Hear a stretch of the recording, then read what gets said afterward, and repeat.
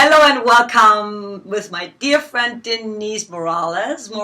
Yes, Morales. I'm just really bad at saying people's names all the time, and why do I get mad when people can't spell Jacqueline or pronounce Jacqueline?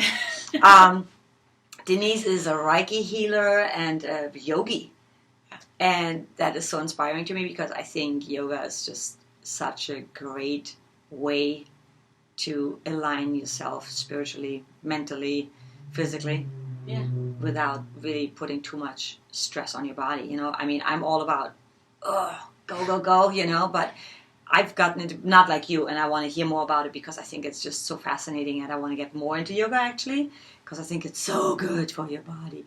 But I let you take over. I want to hear your story, where you came from, what you want to share with us, and yes. So I guess I'll start with like kind of how it all started. Is, I mean, as a kid, I was pretty depressed. My mom was depressed a lot, and people treat her poorly, and so it just gave me a very jaded opinion of the world because she's a really good person, and if somebody's like, she couldn't get any breaks, Right? Like, what is this world? I kind of had that perspective, and so I started reading like self-help books at a pretty young age, and then when I went to college, I studied philosophy. And then when I was done, I loved movement. And so I was studying to become a personal trainer. And then I herniated a disc in my back. And so that spawned me then going into yoga and just doing it for exercise. And then all of the things came together. I was like, oh wait, philosophy, like self-help, self-love, movement, they're all here in this thing. And I've always eaten pretty healthy, so that was the same thing. And being kind, and I cared about the planet. So it was like all of the things that I loved, wrapped into this little box. And I was like, oh, there it is. And you can always be a student, which I like. There's no ceiling, which really kind of liberated me. Because everything, it's like, oh, you want to be at the top. But there is no top. It's always room to grow and improve and things to learn. And there's a whole bunch of different styles, so not being able to be at the top is such a release. And the motto for yoga is practice makes progress, which is such a release. Oh, I like that. My whole life I was a perfectionist, so if I got 99% on a test, I was disappointed in myself. I needed to have that 100. Wow. So I was always pushing myself, and it's like, nope, you just kind of have to be better than you were. Yeah. That's it.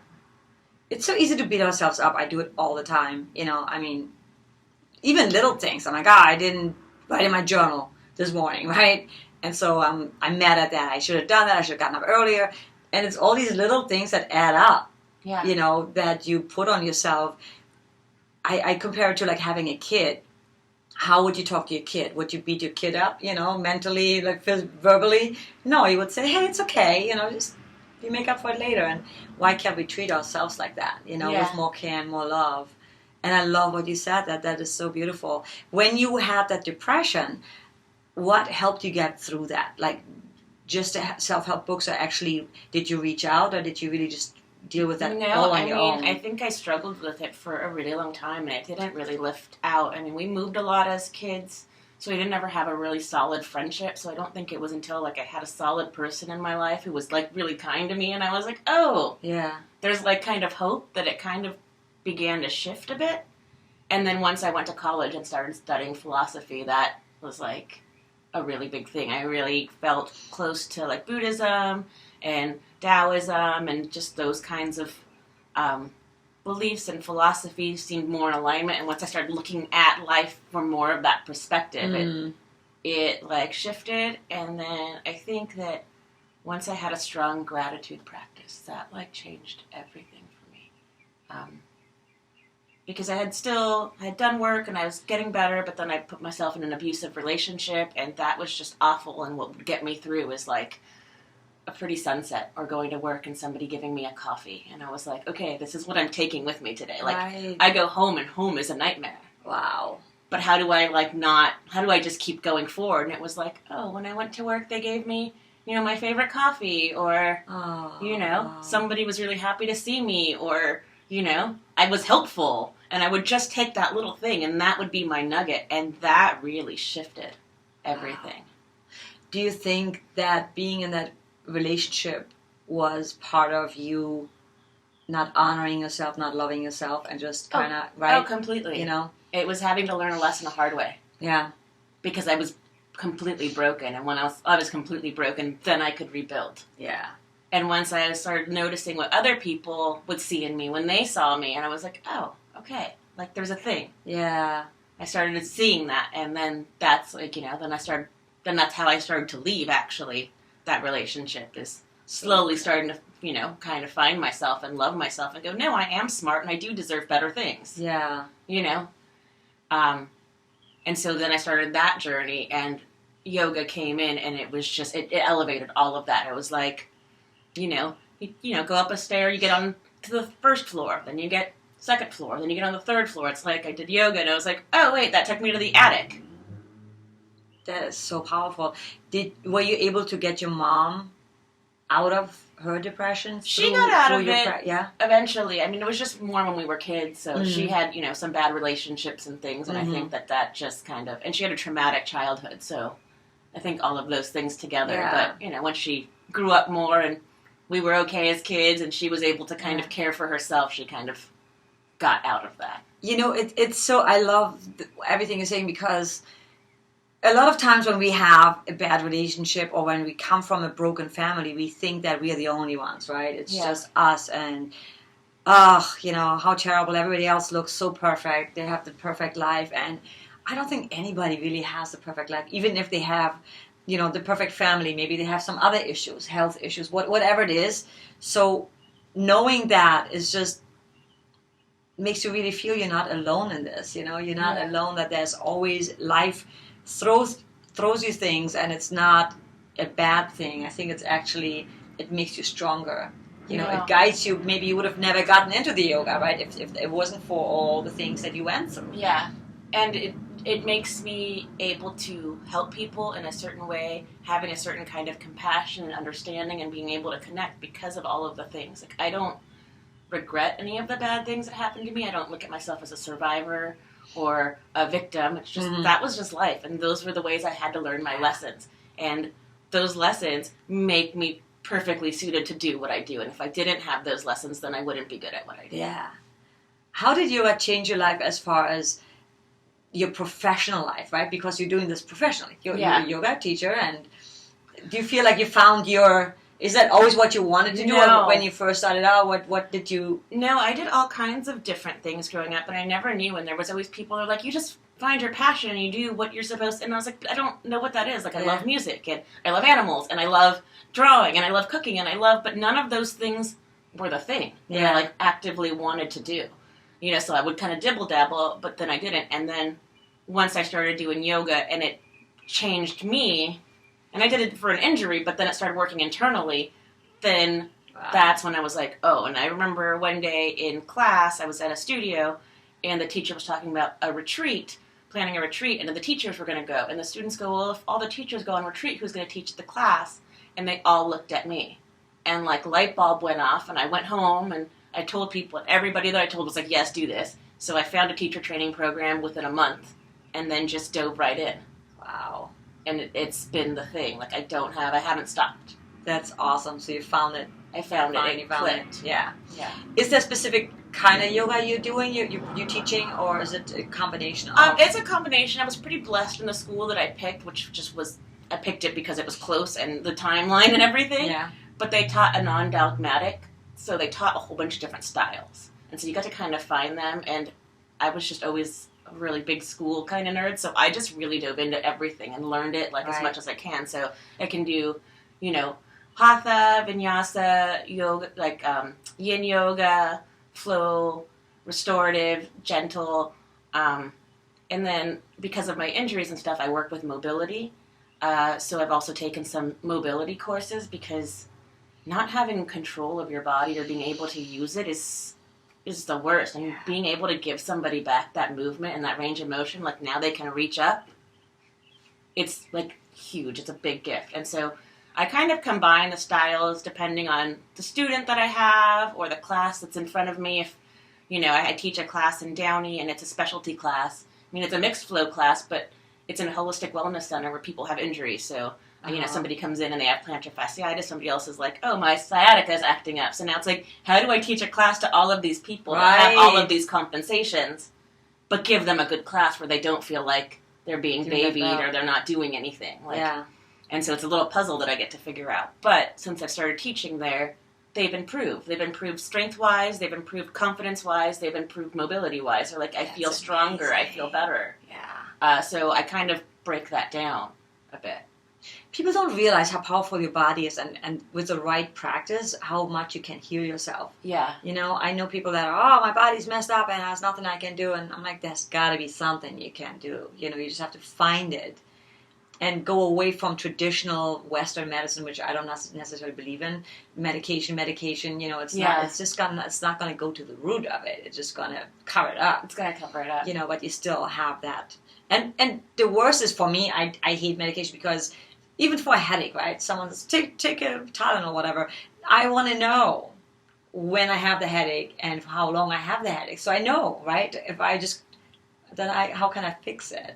Well, it's also like with injuries. So like when I've had injuries, I will take medication if I need to, but then I try not to. Right. And the reason why is that if I take a Vicodin because of my torn rotator cuff, which I've had, then I forget that my rotator cuff is torn, and then I go and grab something, and so it's not going to be able to heal. But if the pain is there, and I go to move it, I'm like, oh, that hurts. Then I'm like, oh, I don't move it. Don't do that thing. Yeah. So, but if I have to leave the house, and I had to go to work, and I'm in excruciating pain, or I can't sleep because the pain is so bad, that makes sense. Then yes, I'll take it. But if I'm just like at home, doing like, I'll read my book, I'll make my food, but the whole time I know that every time I go to reach, that hurts, don't reach. Mm-hmm. So I think it's important. And I think that pain gets masked, and even in so you're saying about a headache, it's like, well, sometimes your headache is because you're dehydrated. And you don't know. So if you were to not take the medicine and then drink a cup of water, and then it went away, you would realize you're not drinking enough water. Yeah. And with injuries, people are like, my back hurts. Okay, most likely your glutes or your hamstrings are really tight, or they're not strong enough and they're not taking the load. But if we're only focusing on your back, you're not going to get complete relief. So you'll go to a masseuse and they'll massage your back, and it goes away for that little bit, and then it comes back. And it's like, why? How are you sitting? How all of these things come in together, and it's a tenfold. If your neck is always tight, most likely your chest is tight and it's pulling your shoulder forward. And you're getting this pain here. But you're going to have them massage this, and that's going to release, but this is still pulling forward. So it's just a quick fix. It's a Band-Aid. Yeah. Speaking of glutes, people don't realize that's the biggest muscle in your body. And if you don't work your glutes and your legs, you'll have a lot of issues because that supports everything, right? Yeah. People don't realize that. So do your butt exercises. And shoes. What shoes are you wearing? Your feet are huge. We're not meant to be in shoes. The reason they invented shoes was to protect your feet. But originally they were just like leather or something, just to protect you from cutting yourself on rocks. But now they have these big, thick soles. You're not feeling the ground. You're not absorbing all the sensory. Your foot isn't able to roll. It has, it's over 100 muscles and tendons and joints and ligaments, and it's supposed to do a whole bunch of things, but we can't. We can't do everything our feet are supposed to do because of the shoes. So if you think about it, maybe your knee is hurting because your shoe is not allowing you to step properly, or because it's bound in the shoe and you're holding tension. So if you're holding tension in something and it hits, what's going to happen? It's going to reverberate and go all the way up to here. Yeah. And if that doesn't hit, then it'll go all the way up to here. What's that? Hip pain. So when people come to me with knee pain or hip pain, they're like, let's talk about your feet. Let's start from the ground up. Wow, I love this. I have a friend who he wears these shoes. They look like socks with his toes. Yeah. I forget what they're called, Frank, and he swears by it. He wears it all the time, unless it's a really high whatever gala event. But otherwise, he always wears them. He swears by them. He says it's just so natural for your feet. It's so important. But I'm guilty of it. I like to wear high heels and just uncomfortable shoes pretty much all my life because I like to be tall and I'm vain. Well, I'll wear shoes if I'm going somewhere, but at home I don't wear shoes. If I'm I try never to wear shoes basically, unless I have to wear shoes. And then of course, then they might be cute. But, I try to not wear shoes. At home, I don't wear shoes either. And I try to, when I'm in the park with Bald, with my dog, I try to, like, ground myself in the grass for, like, just, like, 5-10 minutes and just, like, just feel the earth. Because, like, feel that connection. It's so good. It feels really powerful. Oh, wow, this is so amazing. What is your favorite? Do you have a routine that you do in the morning, or do you do it on your own, or while you're teaching? No. What's a good yoga practice, or for a beginner? What would be a good way to start? Because I was trying. I'm always like, just random. I'm not a very disciplined person, so I just like saw this. I follow a website, Boho Beautiful, and she does like a lot of things. So I did one of her series, and I didn't realize it was advanced. Oh. So I was like, oh, dolphin! Like I don't even remember, but it was like really hard. I was like, I'm not going to do that. But that was like an owl pose. I think I did it wrong. I think, but I was like, oh my god! Like my feet are off the ground, and it felt really awesome. But I know that's not the way to dive in. Like, what would be the best way to start and progress to more? I think if you want to do it at home, there's a girl, Yoga with Adrienne on YouTube. I love her, yes! She's awesome. That's how I started, because I didn't know that I was going to like it, and I had a herniated disc in my cervical spine, and I couldn't really do much with life. Look, I was starting to become a personal trainer, and the doctor was like, well, you can't read because you're looking down like this, it's hurting. And if I laid down and put my arms up, they would just fall asleep. So I couldn't do anything. Oh, man. And so I started with those videos, because you don't spend money on anything if you don't know if you're going to like it, right? Or it's going to work. So I started doing her videos, and she made it really accessible and really easy, and slowly, I progressed. And once I progressed, I stopped using her videos. Occasionally I'll go back to them, because it's almost like a comfort. And she's so much fun. She's so much fun. She's so chill, and her dog is cute, too. Yeah. But I think she does it in a way that makes it really non-intimidating. And you can just jump right in. And if you're going to go to a studio, then you would start with maybe a gentle class, or they have some more just kind of basic classes. And is there a specific type of yoga that you should, or that's better than another? Or? I mean, everything is personal, and everyone likes something different, and that's what's kind of tricky, because if you go in and you don't like the teacher, or you don't like that style, you'll most likely never go back. Yeah. So it's like, if you do yin, and yin is great, you hold each pose for 3 to 5 minutes. If you have trouble staying still and quieting your mind, you're going to hate being in that pose for 3 to 5 minutes. You're like, I tried yoga, it was awful. Yeah. You might need a more flow class. So, you need to breathe in, move your arm, breathe out, move your arm. You might need something like that. You don't want the holds. Yeah. So it's just tricky. Like for me, I like challenging classes, because that's what shuts my brain up.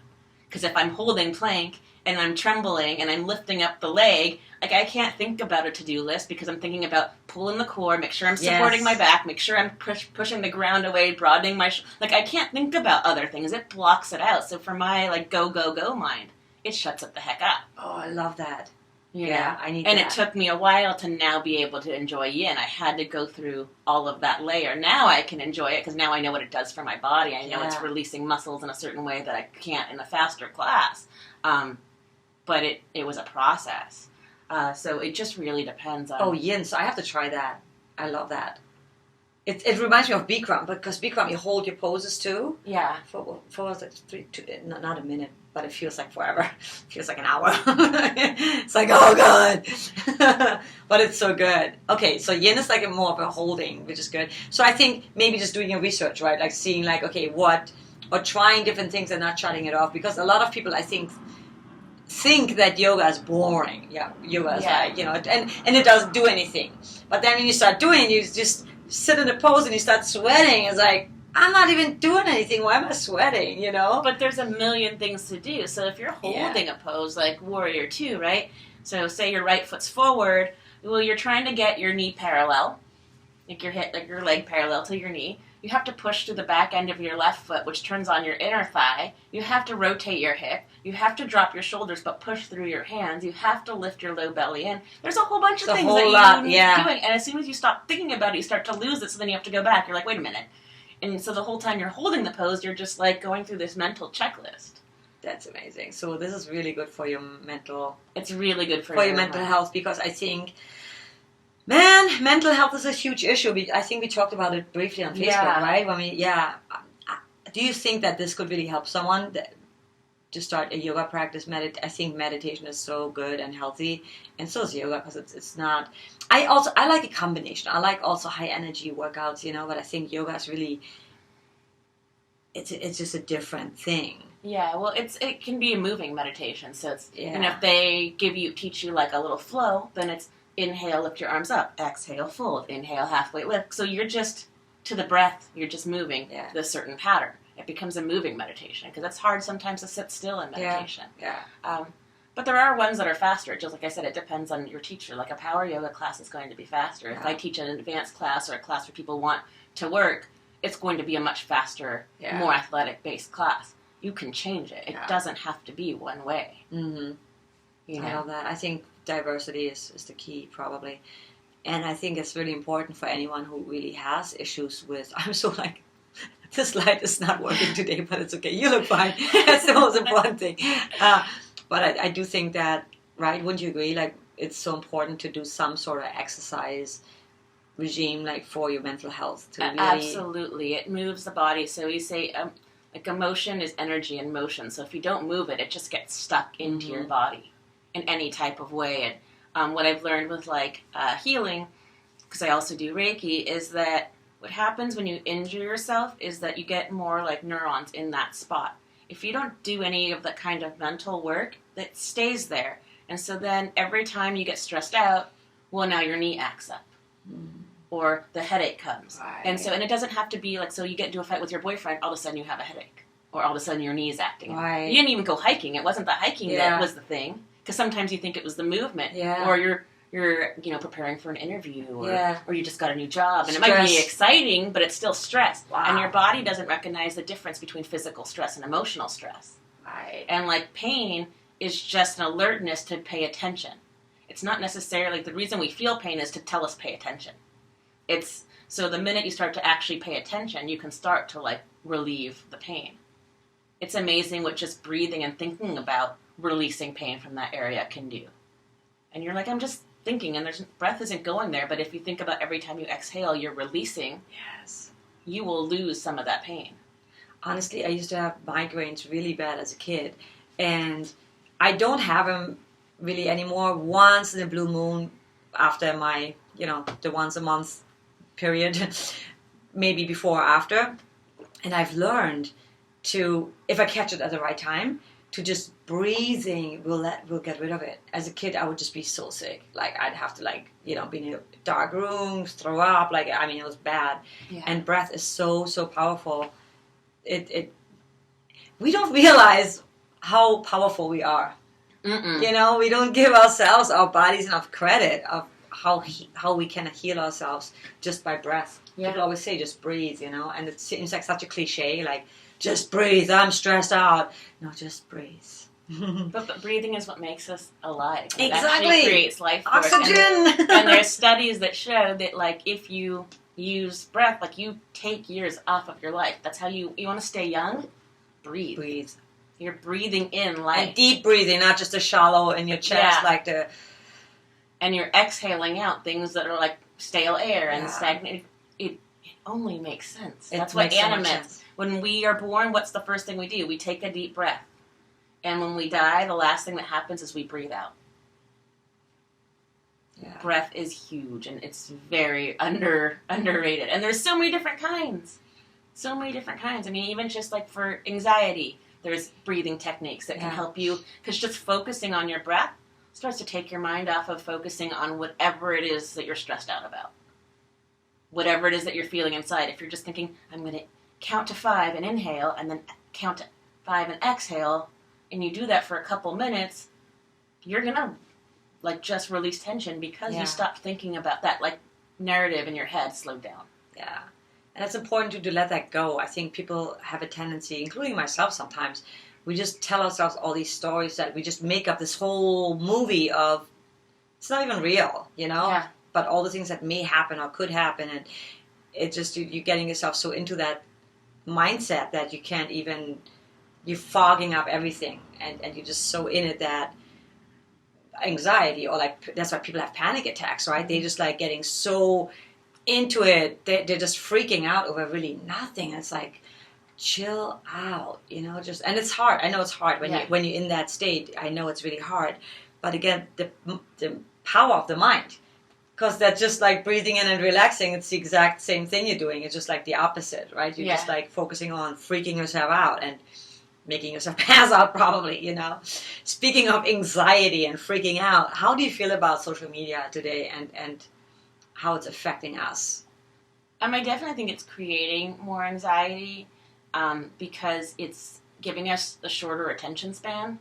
And we're getting overstimulated, and being overstimulated in fact creates anxiety, which is why more kids now have ADHD and problems because of the way TV shows and cartoons are run. It's just like bam, bam, bam, bam, bam. If you look at the older cartoons, it's like a little bit of a storyline, then we change scene, then a little bit of a storyline, then we change scene. The new ones are like, we're here, we're there, we're here, we're there, orange, blue, green. Yeah. And that's the same thing we're doing with the social media, the color even. We're taking it in You can gray out your screen. You gray out your screen, I guarantee you won't want to scroll. Because you'll look, and the images You grayed out your screen! Now you're looking, and now you're not so drawn to stay on this screen. Oh my god! But with the color... I've never even knew I could do that. But with the color, now you're like, oh, that looks pretty. Oh, that's stimulating my eyes. So true! So even just that is just taking in too much information, too much things. How did you gray out your screen? There's Screen. something that you do over, I think, in display and brightness. I can't remember. You put it in grayscale, and then once you have it, you do 3 taps. And so whenever, because I'll go to check, because I'll get a message, and I'll go to check the message, and then all of a sudden I inadvertently go to social media, right? I do it all So the when time. I realize that I'm doing that and I don't need to be on there, I gray out my screen so that when I go to pick up my phone and check the text message, I'm like, oh yeah. This is a reminder that there's nothing else that I need to get from this phone right now. That is so gold. And I think just in general, when I look at my screen, right, what do I even put them all in one folder, my social media stuff. But, I constantly, I'm like, why am I on Instagram? What am I doing here? Yeah. Unless I'm posting and I'm doing something. But even then I check how many likes I have, an hour Yeah, later. it's a release of dopamine. It is. It's a release of dopamine. So what I try to do on the days that I post, which I post a lot in my story, but I don't post a lot on my account. I usually try to do it on a day that I'm going to be busy. Yes. So that I don't look at it. Yes. Otherwise, if I'm home doing nothing, it's a chill day and I'm reading and I don't have a lot of clients or whatever, then every 2 minutes when I go to check the time, I then scroll and I go and check the likes and I go. But if I'm having a conversation with a friend, I don't open my phone. Me neither. Unless it's a text message that I have to respond to, which is why I have the watch and I'm like, oh, okay. You're Mom, fine. I'll call her later. Yeah. Oh, I have a client. Let me respond to that right away. So I'll know, but I'll just do a quick glance. Yeah. So if I'm out with friends, I don't check my phone. If I'm having date time, I'm not checking my phone. So then that's a good time to post because then I'm not looking for the likes every 2 minutes. I'm trying to. I watched this girl, Sorella Moore. She's a minimalist, YouTuber, and she was taking a 30-day social media detox. And it's a kind of funny thing, right? Because I'm like, well, you are a social media person. yeah, that's how you make your living. So it's kind of funny that you going away from it because we're still watching you. But I think what I want to try is to just spend 30 minutes a day, and that's just crazy just saying it, but just 30 minutes a day on social media. If I can, I'm on some Facebook groups because they're just groups that, for my music stuff and, I have the same. we're just talking and it's really inspiring to me and we're helping each other. So that's a different story. But on Instagram, on mainly Facebook, I don't even go, check people's story. Really quick, I do it, stay in touch. Or I try to say happy birthday to everybody, but sometimes sometimes I forget. I'm like, oh, shoot. I wasn't active that day. Yeah, But I think that's feasible, to do 30 minutes a day, of just posting your stuff and then just letting it be. Or do a half an hour, do a half an hour in the morning and then half an hour in the evening. Yeah. If you want to see what happens in the beginning of the day, Yeah. and then you want to see what happens Respond at the end of the maybe day. later at the end of the day, just say thanks for your comment or whatever. I think that is healthier. So I turned off all my notifications so I don't get notifications. And then I also had to, because I'm part of a lot of groups too and I just want to help everybody. And then I was like, I'm putting out a lot of energy helping random people. Like, I can't save everyone. You don't need to give everyone a restaurant recommendation or where they can use a good dry cleaner or whatever, like, random thing, like, I feel called to Dennisse do. to the rescue! Call Dennisse! So it was like, I had to realize that I was doing that. I was spending a lot of time, like, in these groups of people being like, hey, ladies, does anyone know? And I was like, oh, let me. Yeah. I was like, no, I can't. Well, I think this constant struggle of you want to be involved and engaged with everybody and, help them because you also appreciate help, but at the same time, same here, sometimes I'm like, man, I spent like 3 hours in my Facebook groups, like, discussing things, but have I done anything, like, that I actually need to get done, finishing a song or whatever? No. And that's not good. Then I feel like crap at the end of the day, too, because I'm like, wow, that was a very unproductive day, even though I was social. Maybe that should be like just one social day, just like one day where I'm just like, okay, spend all day on the Facebook groups and catch up. Sometimes it's overwhelming to me too, though, those groups, because it's just so much. Yeah, and I'm in quite a few of them, and Same it's so here. much. And I just recently, yesterday or the day before, one of the people in the groups was like, don't, turn off your notifications for this group. Don't feel called to, have to respond to everybody's, thing. Like, one of the admins. It's like, she's like, maybe I log on for, half an hour a day to respond to people, if that, or maybe every other day that I spend, attending these. And I was like, that is so smart, because I just can't. It's too much. It gets too much. We want to, like you said earlier, right? There's so much information, and it's very... Sometimes, seriously, I have 5 windows open where I'm trying to study for Spotify, then I study another course, and then I'm going to try to... I'm like, what am I doing? Trying to do 3 or 4 things, 5 things at the same time, and it's not... And we're not meant to multitask. No, and then I'm also on my phone, to. right? Doing Instagram, thinking I can do everything at once, and I'm noticing that it's just my brain is just like, fuck you. It's We're overloading, and it's no wonder that we have so much anxiety. Yeah, seriously. And then there's, the comparison game, because there's some people who only post good things, and, with right so, because, you don't want to see a whole bunch of bad things. I think when you see a lot of bad things, it puts you in a negative mind frame, and negative, there's studies that show, just watching the news for a half an hour a day gives you a less positive day, because now you've already seen bad things happen, and then now you got caught up on traffic, and now it's just now you're just set up for badness. Yeah, because you focus on that. You focus on seeing those things as opposed to doing something a bit more mindful, appreciating a sunset or a sunrise, and then going and appreciating the warmth of this cup and this beverage, and then going out. And then it's oh, traffic, that happens. Yeah. You have a whole different mindset. So I don't think people should just post terrible things, but only posting good things can lead to oh, they're perfect, and they get to go here, and they get to go there, and they get to, whatever. Oh, God, but then you don't know that their parent isn't dying from cancer, but they're not posting about it. Yeah. You don't know that. Yeah. You're just seeing that they're in the Bahamas, and now they're, here. Maybe, they're just trying to, live life to its fullest because somebody they love is dying, and that's how they're coping. You have no clue. You do. You really don't. And I think there's a fine line between, and I'm guilty of it too, I always try to post pictures, just a good thing. I'm like, even friends, when they post something, I'm like, oh, don't post that picture. I look horrible in that picture, And I know that sounds vain, but I'm like, I don't like that picture. But at the same time, I like to be authentic, to tell people sometimes, hey, I don't have a crap day to do today, things are not, because I think people always assume that. One of my friends said to me the other day, he's like, oh, you always look like you have your shit together, because we were talking about, depression, and I said my friend who just passed away, that he was struggling with all that stuff, and that it was really, I think that part of him wasn't really wanting to be here anymore on earth, and she said, yeah, I can somewhat relate to, sometimes it's hard to get out of bed. I'm like, I totally relate. And she's like, you always, do you have your shit together? You seem so put together. I'm like, no. I struggle with things, and I'm not perfect, and I'm nowhere near where I want to be, in pretty much every area of my life, which I thought, as a 12-year-old, I thought I'd be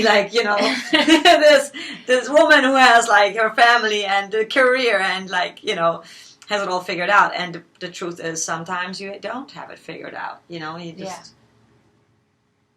I think we take it as it goes, and it's day by day, and things are constantly changing, and you can't really plan from one thing to the next in this major type of way. Yeah. In small ways, sure, but, even going to a place oh, there was a car accident. Now I'm a half an hour late. Like, that's just life. And if you're stuck on having it go a certain way, then that's going to cause you just a heck of a ton of stress. Yeah. So being able to just let things go and being like, okay, well, I'm late, and that's just going to be how I deal with this day. I've learned that a long time ago to be so flexible, like, especially in LA, you know, that sometimes you get to a place 10 minutes, sometimes it takes you like 2 hours. And it's just the way it is. It's 5 miles away. Why is it taking me this long to get here? And you learn that, you know what?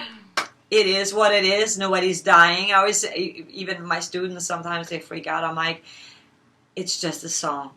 Just sing the song. Just feel it. Nobody's going to die if you mess up. Nothing bad's going to happen. You know, it's not it. We make so little things so big that it's unnecessary. It's a unnecessary waste of energy. Yeah. You know, we spend so much energy on things that are like it's not needed, like worrying about things or beating ourselves up. Yeah. When we can actually put that energy into something that's actually going to help us feel better. Yeah. Like, or help someone, or create something yeah. beautiful. You know, like you said, just go out and watch the sunset. Or I love the weather right now. The cloudy LA is like, to me, it's like, yes, I enjoy this because we're gonna have so much sun for the rest of the year, probably. You know, man, this is such gold. What you're telling us, I love this. And anyone who wants to find you, I have to ask you about your pet peeves, because I love asking people. I think a lot of us have the same pet peeves, but I just want to know a few of yours. 2 or 3, or just recently it's like if I get something to go, when they automatically give me a bunch of napkins and like ketchup packets and silverware, like I'm taking this food home. Don't give me all this. The world is polluted enough. So packaging, like any excess packaging of any kind, just really drives me nuts. Anything that's kind of bad for the planet kind of drives me nuts. What is it? Is it Walgreens? Like one of those stores, they give you like this huge receipt of like CVS. I'm like, what is all this crap? Just Stop give me. it. Oh my god! And the advertisements that they put in my mailbox that I take from the mailbox to the recycle bin. Same here. Just stop it. How can we stop this? Stop it! Like, don't kill a tree for this. I don't even look at it. Yeah. No one looks at it anymore. Nobody looks at at Times. it. Yeah.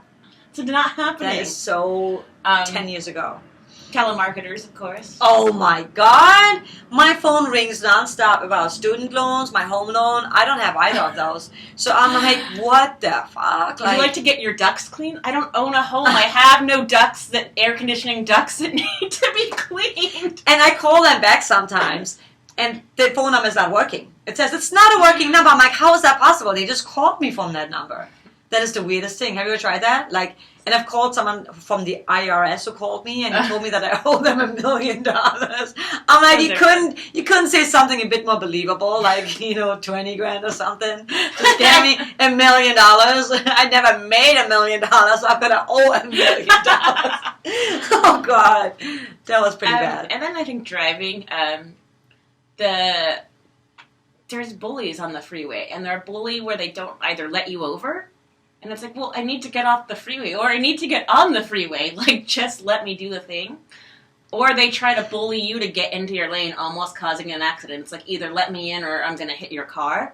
I'm like, either of those two things, like, there's a lot of things about driving that's not great, but those two things, like being bullied on the freeway, does not make me happy. Oh, man. I just want to stop everything, freeze the whole thing, right? If I could just press a button, freeze everything, get out of my car, punch him in the face really hard, get back in, and like nothing ever happened. Oh my gosh. So just a relief. This is how much yoga has changed me. It's like a couple of months ago, I was driving on the freeway, and somebody, I think, wanted to get over, but it was like in too short of a distance, so I didn't let them over, and they got mad, because they had just tried to get over, but I was, you know, like when you're kind of going slow, like everything stops, there's no time.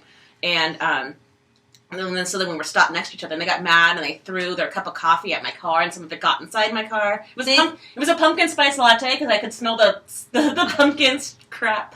And I just looked at him, and I said, "You're not a very nice person." I love it. Like, oh my God, what has happened to me? No curse words, no flipping them off, no honking, no. I'm just like, you're not a very nice person. That's great though, because I think angry people, and there's a lot of them out there, right? That's what they want, right? They want your reaction. They want you to be like, oh, because then you give them exactly what they're doing. And when you're just like smiling at someone, you know, and just say what you said, I think that throws them off so much because they're like, what? I'm ready to fight. And you're just like telling me I'm not a nice person. But I've also just had this big perspective shift of when people screw me over or do something, I'm like, oh, they're just way more of a mess than I am. Yeah. Like, I'm not perfect, but obviously they're struggling a lot more, and they're taking out their struggles on me. Like, I struggle, I don't take my struggles out on anyone else. I'm like, oh, I'm not leaving my house today is what's happening, because I'm not in a good mood. Yeah. You know? Yeah. I'm going on a walk with my headphones, that's it. Like, that's, like, I'm not, you know, being around people, because I'm not in a great headspace. But, you know, obviously, like, other people are in such a bad place that they can't help but project it out to somebody else. They're trying to get it out of them, and they don't know how. And so them yelling at me on the freeway and throwing a cup is how they're dealing. And it's never us. I think sometimes you take things personal when someone takes something out on you, and you're like, what's wrong with me? What did I do? And it's never you. It's always, you know, if that person does something, it has nothing to do with you at all. Yeah. Even I think in relationships sometimes when someone is like really nasty or, you know, in a really bad mood, you think it's you, but it's really not you. It's just them. Well, they say, like, if you look at, like, your day, right? You start your day and you think, like, you start your day and then you spill coffee on yourself. You're like, okay. And then you hit the lights and then you're like, okay. And then somebody cuts you off and then you're like, okay. And then somebody, you know, is rude to you, you know, at the thing. It's okay. And then you get home and then your partner says something or your child gives you a hard time. And then you're really upset. But you didn't take an account to all of those things that added up, that if that one incident would have happened, if just immediately your partner was unkind, you didn't have all of that load. Yeah. You might have been like, you know, that wasn't really nice. Like, I don't appreciate that comment or, you know, whatever. But by the time you've been pushed, your buttons have been pushed, at that day you're like, what'd you just say to me? Yeah. You know, like, it changes. You're like, I had it. And you don't realize, and that's where you go back to, like, you know, breathing and stuff like that. Like, if you took, like, a few minutes of breath after, like, something really bad happened, like you almost got into a car accident, that, like, releases chemicals. And if you don't do anything about that, those stay in your body. So then what happens when somebody's kind of mean to you, now you're releasing that on them. Yeah. Yeah. As opposed to, like, if you would have just gone and walked it off real quick. Yeah. And got out that adrenaline, got out that thing, and then you're like, okay. Wow. Power of breath. Breathe. Breath so and movement. Important. Breathe. You know, any kind of movement. It doesn't have to be yoga. It doesn't have to be dance. It doesn't have to be lifting weights. Just move. I have the coolest little exercise that I've done. I took this self-help seminar a long time ago. PSI, it was called, People Synergetically Involved. And we did this exercise. It's the dumbest thing, right? But you jump up 5 times and you say, I'm excited! I'm excited! And I swear to God, your mood changes. You feel so energized and so amazing. Yeah. It's the weirdest thing. And it makes sense, right? Because you're just firing yourself up. And so every time I would be in a shit mood or I felt like not good, you know, I would just do that. I'm like, yes! I can do anything now, you know. Yeah. It's amazing how little things can make a huge difference in your day and in your life, because that all affects our health. Mm-hmm. Everything affects our health. And I know sometimes bad things happen to people that are extremely healthy, and, you know, we all have our obstacles, but I think whatever we can do to contribute and you know. And it's like, I mean, health is a full everything. spectrum, so it's not just like what you exercising or being thin or what you eat, it's also what you read. Yes. Who you surround yourself with. Who you surround yourself with. Absolutely. How you take care of yourself. So, you know, you want to be healthy and you're eating great and you're exercising, but you're beating yourself up. Yeah. That's not doing great things for your mental health and your, you know, emotional health. You know, so it's a full thing. And so taking a couple minutes every day to dedicate to that, whether it's like, you know, I'm going to give myself a bubble bath, or I'm going to light this candle that smells pretty while I read, or whatever, to just give you anything that makes you feel good. Yeah. You know? And I think also, I know loneliness is a huge problem we all have in this day and age, right? Because we're so much more connected, but at the same time so much more disconnected. And I think reaching out is so important, and a lot of people don't do that. You know, it's like, oh, they say, I don't have anyone. Well, then go find some community that you can maybe be part of, right? Help someone, like go and volunteer in an animal shelter, or like old people, elderly home, like whatever you can do to just get involved with people and with like activities that can really stimulate your mind and get you out of your own shit. Yeah. You know? When I was in the hospital, and that's going to be the last thing we talk about, then I'll let you go. But when we were in the hospital to visit my friend, there were so many people that are just, they don't have anyone visiting, you know, they're just alone. And I felt so sad because I was like, man, can you imagine? You're just there and nobody, you can't move, you can't do anything, and nobody's there. Yeah. That must be such a horrible feeling, and it cannot really help you heal faster. No. You know, so the importance of just, if you know someone, and even if they're not close to them, but you know someone is in the hospital and you know them, just go and see them, visit them, like, you know, reach out to them. Like, you don't know what a huge, small little thing you could make a huge difference in someone else's life. I think even just texting, like, I know when I was going through, like, a rough time, people just texting me, like, when I was going through that breakup and stuff, and people just texting me, being like, hey, hope you have a good day. Like, maybe they didn't have time to engage because they didn't ask me how I was, but just thinking about me and saying, hey, hope you have a good day. I was like, okay, I'm not alone. There's somebody in the world who thought of me and cared about me today. Yeah. And that was huge. Yeah, I think, see, people say, some people, you know, I mean, I'm a big texter more so than calling people. And people sometimes diss texting, saying, you know, you're just texting, you could just, if you really care, you would call someone. But someone texting you, you were on their mind. Yeah. It is big, because we are all so busy these days. And if someone takes the time to say hey to you and say, how you doing, I think that's important. And everybody has time to do that. Everybody has a minute to text someone and just say, hey, I'm thinking of you, you know. That's just little things, and just know that you're not alone, and know that there's always someone else who has it worse. Not that I want to focus on that, but just saying appreciate what you have, because sometimes, especially when you're in that state of like depression, you know, sometimes I know some days where I was like, I'm not grateful for anything. You know what I mean? Where you're just like in that, you're blocking yourself off everything, and the truth is, shit, I am grateful for my mom. I'm grateful for, like things that are just really important that you overlook or take for granted because you're so in your own crap. Definitely. And I think that you can also reach out, and you don't necessarily have to reach out and go, hey, I need help, but sometimes people are really busy. Like, I'll get really busy. It's not that I don't think about my friends or I don't love my friends, but if I'm doing 18 million things, I don't think about texting them or calling them or whatever. But if they were to, like, text me and be like, hey, I'd be like, hey, so good to hear from you. Yeah. And they could be having, like, a sad day and just have said a hey, and just to see if I respond. So sometimes just do that. You don't have to say, hey, I'm having a hard day, come be here for me. Yeah. Even if you just start a conversation and say, hey, how are you?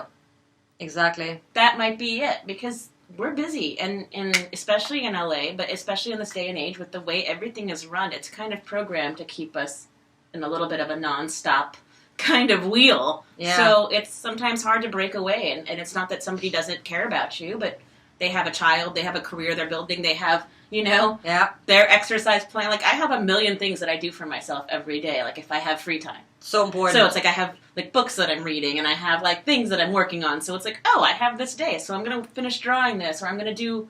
So it's not that I didn't want to talk to you. Right. It's that, like, oh, I have this time to do my thing. But if you were to text me and be like, hey, do you want to have coffee? I'd be like, oh, yeah, I can read later. Like, I would go and have coffee. Yeah. So sometimes it's just you reaching out, too. Absolutely. What are you reading? Street.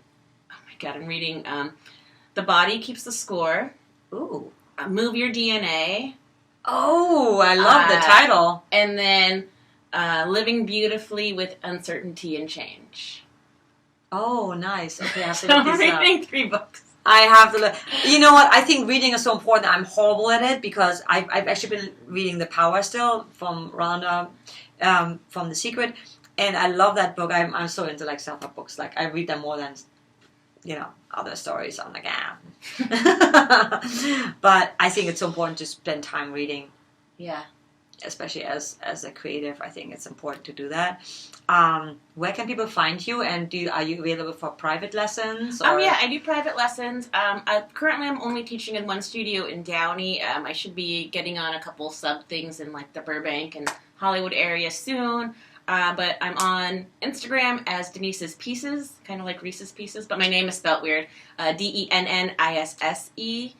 And then my website's DennisseMorales.com. So I can find me there.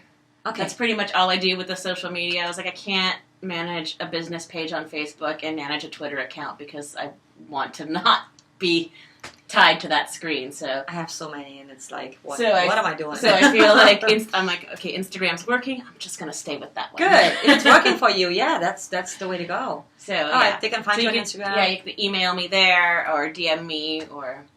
And you My do website also links on there. online classes or in person? Yeah, Okay. I can do like a Facebook or a FaceTime or like a Skype session. Cool. Yeah. So yeah, if you're not in LA, you can still have a session with her.